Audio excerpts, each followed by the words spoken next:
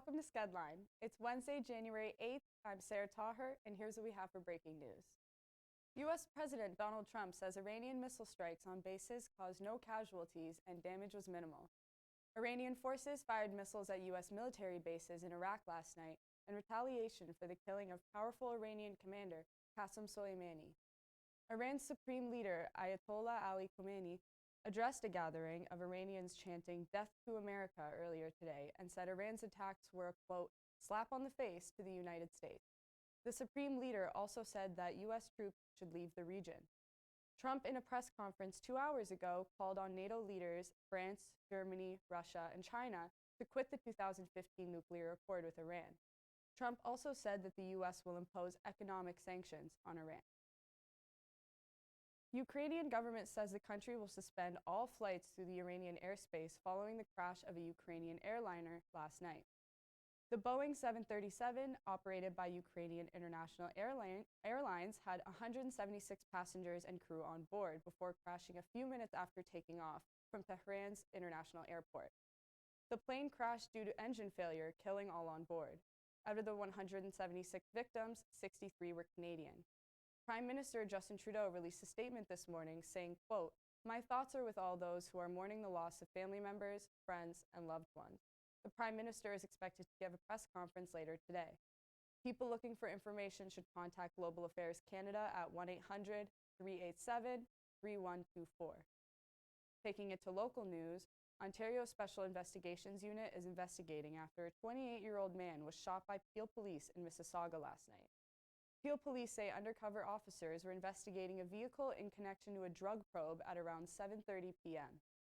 Constable Sarah Patton told CP24 when officers tried to get the driver to pull over, the driver drove at them, causing an officer to fire multiple shots. The driver crashed into a garage of a townhouse unit on Southampton Drive near Winston Churchill and has been hospitalized in life-threatening condition. Now over to Mariana Belhem for sports. Thank you, Sarah. This is what's making news in sports. Raptors lost a nail-biter to Portland Trail Blazers last night. The depleted Raps was about to win when superstar Carmelo Anthony scored in the last 4 seconds. Kyle Lowry finished with 24 points and 10 assists for Toronto. Anthony scored a season high with 28 points and 7 rebounds. The final score was 101-99, causing the Raptors to fall to 24-13. Moving from the court to the arena, let's take a look at the Canadian team's performance last night. The Ottawa Senators fell to the Washington Capitals 6-1. Leading the way for the Caps was Alex Ovechkin with 2 goals. The Senators will play Friday against the Detroit Red Wings. The Vancouver Canucks lost to the Tampa Bay Lightning. The final score was 9-2. Harvey Hagen scored a hat trick, putting the Lightning ahead. The Canucks will now travel to Florida to play the Panthers tomorrow.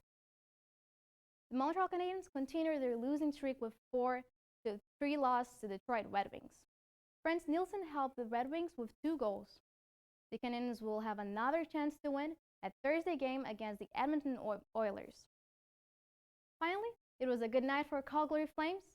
They beat the basement-dwelling Chicago Blackhawks 2-1. Elias Lindholm scored both the 2 goals.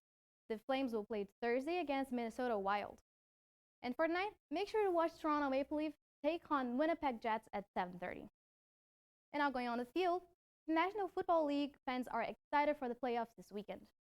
For Saturday, Tennessee Titans will play against the Baltimore Ravens, and the Minnesota Vikings will play against the San Francisco 49ers.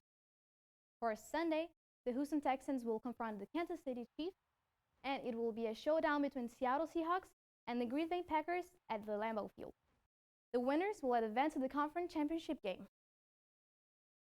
Now, to our own backyard, the CCAA brought good news for our Humber Hawks last night. The women's basketball team is in 3rd place in the national ranking. And for the men's volleyball team, Hanks continue to be in 1st place. Let's cheer for both volleyball teams who plays against the Conestoga tomorrow. And for our news, entertainment news with Regina. Thank you, Mariana. My name is Regina Johanna, and I'm bringing you entertainment news for today. iHeartRadio has released this year's list of nominees. Canadian singer Shawn Mendes is up for 7 awards. Mendes is one of the leading artists on the list alongside Billie Eilish, Halsey, and Taylor Swift. The show takes place at the Shrine Auditorium in Los Angeles at the end of March. The author of Prozac Nation, Elizabeth Wurtzel, has died at age 52. She died after a long battle with breast cancer. Wurtzel was known as a notable author for opening a dialogue about clinical depression. The Canadian writer Anne Thorold tweeted her grief and gratitude. Thorold says that Wurtzel's Prozac Nation was very important to her at a certain point in her life. Moving on, billionaire Kylie Jenner has made a donation to the Australian wildfire relief after facing backlash on Instagram. Jenner posted her Louis Vuitton mink fur slippers after sharing her devastation over the animals being killed in the fire. Her sister Kim Kardashian took to Twitter to defend Jenner.